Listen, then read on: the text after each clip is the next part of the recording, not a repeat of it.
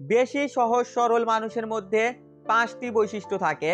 Number 1, যারা বেশি সহজ সরল তাদের মধ্যে রাগ অনেক বেশি থাকে। দেখবেন যারা সরল মানুষ তারা সবসময় চুপ থাকে, সহজে রাখতে চায় না, কিন্তু যখন একবার রেগে যায় দেখবেন ওর মতো রাগী মানুষ পুরো সমাজের মধ্যে হয়তো একটাও থাকে না।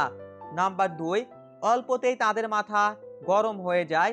আমি নিজেকে দিয়ে যেটা বুঝি 30 থেকে 45 মিনিট আমি ধৈর্য ধরে থাকতে পারি, তারপরই মাথায় রক্ত উঠে যায়।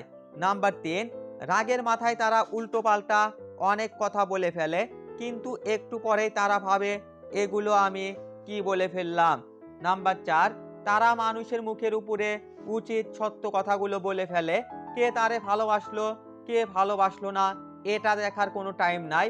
সত্যি উচিত কথা বলতে গিয়ে যদি তাদের মা বাবার বিরুদ্ধে যেতে হয় তারা মা বাবার বিরুদ্ধেই যাবে।